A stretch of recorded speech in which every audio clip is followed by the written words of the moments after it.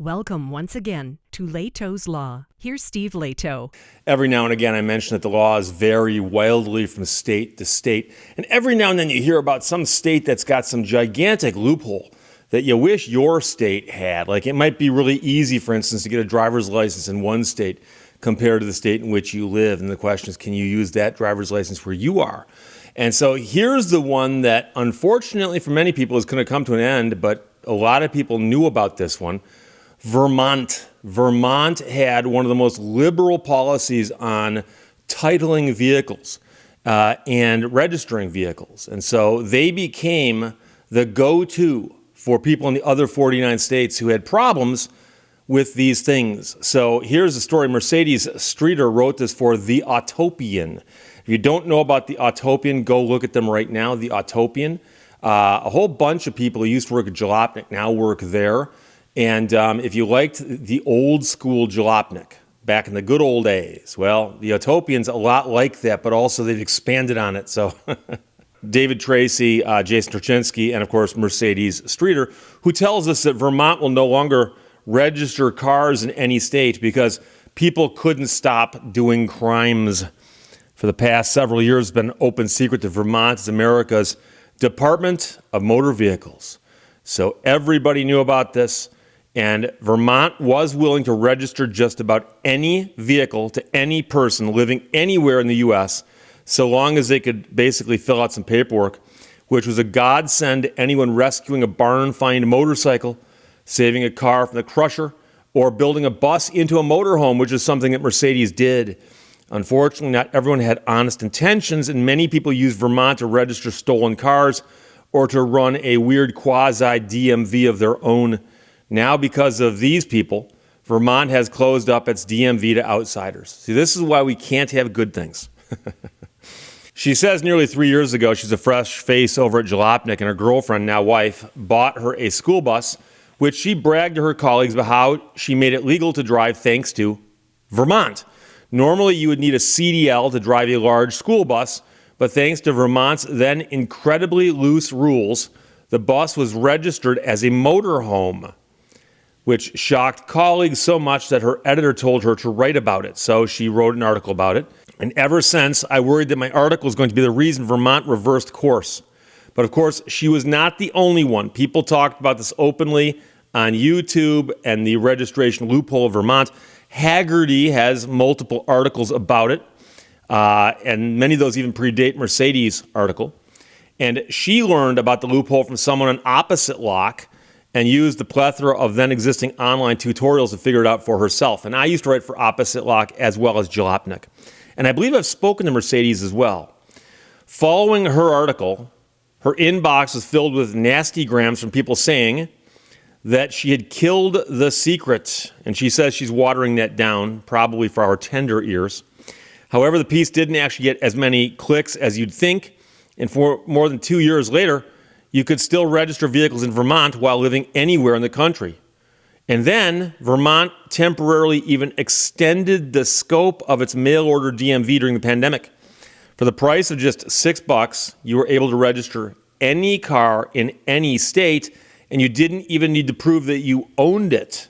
You got your plates instantly onto your phone, and you printed them out, which she says many people might consider that absurd.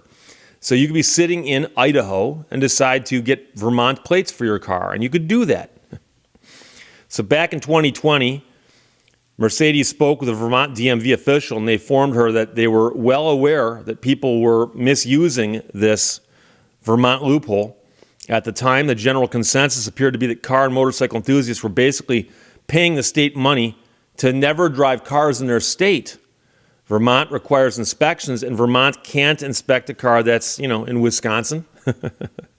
Thus, Vermont-plated cars from other states were technically illegal to drive in Vermont. So if you lived in Idaho and got that Vermont plate for your car, you could drive it anywhere until you brought it actually to Vermont, where they'd say, oh, you have to have it inspected to drive it here. And that's a kind of weird dipsy-doodle there. Unfortunately, the wrong crowd found out about this and started using it to register stolen cars and also to do other shady things.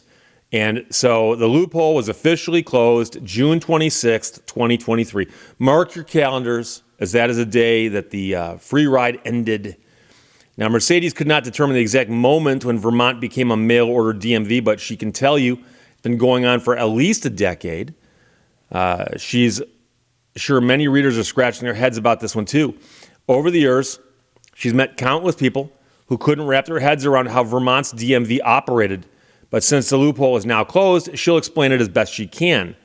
It's a situation perhaps countless car enthusiasts have encountered. You found a rusty car in a barn, decided to save it, doesn't have a title, no one really knows where the last title went. So the car is savable, but if you live in a state that requires a title, you got to go through all kinds of stuff. In Michigan, and also I guess in Illinois and a few others, you can do this with what's called a bonded title. That is, they'll issue you a title, but you've got to post a bond in case someone else shows up and goes, that's my car. And that bond has got to be something you keep active for a few years. And that can get expensive because the bond is based partially on the value of the car. So whether that's an easy thing to do or not, I'm not going to get into. I've never actually done it, but I've written articles about it, and I know that the law is convoluted on that topic. So Vermont does not title vehicles that are 15 years old or older. So if the vehicle you're saving is old enough, all of the proof of ownership you needed was a bill of sale and a VIN verification, both of which took very little effort. If you're dealing with motorcycles, the state doesn't title anything under 300 cc's. So you could buy a brand new scooter and register it in Vermont without any issues. Vermont also doesn't title trailers under 1,500 pounds. The state was also an incredible resource for people converting former commercial vehicles into motorhomes. Many states have requirements as to what they will consider a motorhome. So for instance, Illinois says you need at least 4 of the following, such as a cooking facility, a gas or electric refrigerator, a toilet with exterior evacuation, heating or air conditioning system, potable water supply, and a 110 to 125 volt electric power supply. Now, those requirements aren't hard to meet, but then again, if you're converting something, you got to do a bunch of work. So in Vermont, the state did not require that you prove that a vehicle is an RV. Instead, you just told the state you wanted a motorhome registration, and you'd get one. So that, I believe, is what Mercedes did. Now, her article is actually 6 pages long. I'm not going to get into it beyond that. But I can tell you a couple of things, one of which is she's a wonderful writer. 2, the Autopian's a great website. Occasionally, you'll see me wearing an Autopian shirt on this channel. And I love those guys. I've gone to an Autopian meetup where they all brought out their cars, and I drove my Viper out there, and we all stood around and ate pizza in a Walmart parking lot, which is more fun than it sounds like. But this was one of those things, and I remember seeing people post questions in a frenzied panic going, I just found the greatest deal. And it's a vehicle, and the guy tells me the story makes sense, but the vehicle hasn't been titled in forever. I have no doubt this guy owns the car, but he hasn't got the title. What do I do? And I've explained to people, well, if you're in Michigan, what you got to do is you got to go through the bonded title process.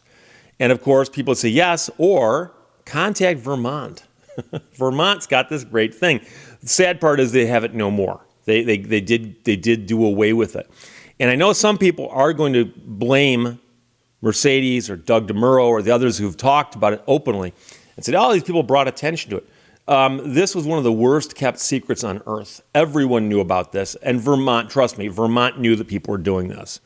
And so you might say, why were they doing it? Well, it's probably a pretty decent source of revenue because they knew that somebody who titles this, and registers this vehicle from New Mexico ain't never bringing the car to Vermont. So Vermont's getting money paid to them for a car getting put on the road someplace else. It's not a bad deal for them. I'm just surprised that the feds or the other states didn't lean on them. And they may have. They just may have done it behind the scenes.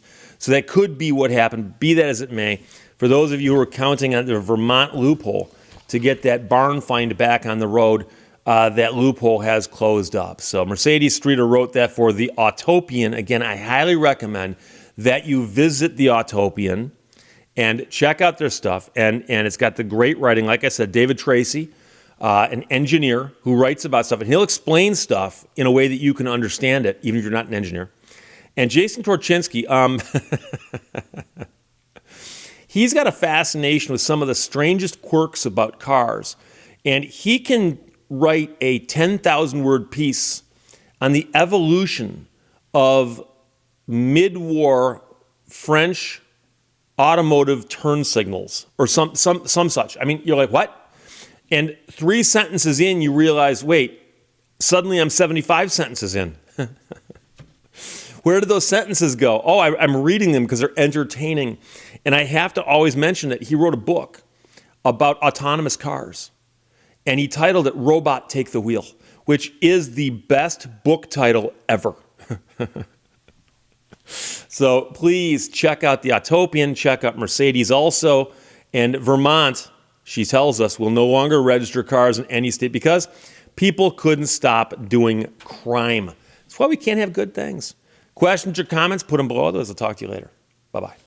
Thank you for watching Lehto's Law. As a child, my family's menu consisted of 2 choices: take it or leave it. If you left it behind, there was no dessert.